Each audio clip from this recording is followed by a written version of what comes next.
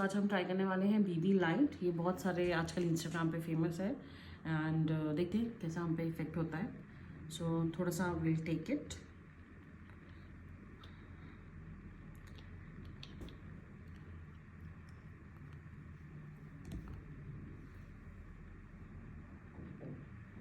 यहाँ पे ज़्यादा पिगमेंटेशन है, वहाँ पे ड्रॉप वाइज।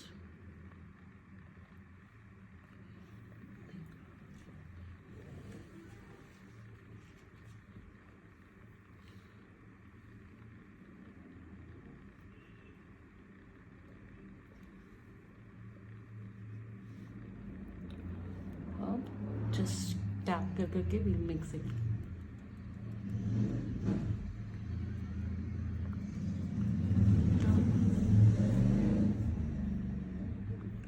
टैप से तो मिक्स ही नहीं हो रहा यार, ये ऐसा ही है। थोड़ा सा रब करना पड़ रहा है। बहुत स्मूथ टेक्सचर मैं नहीं बोलूँगी, बट ठीक है।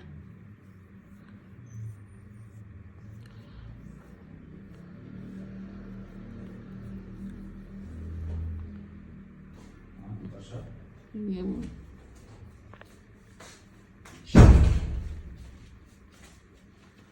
नहीं अच्छा है ना, थोड़ा सा और स्मूथ होना चाहिए शायद तक। ये ब्लेंड अच्छा नहीं हो रहा है। ये लो, सब चीज छोड़ती रहो तुम।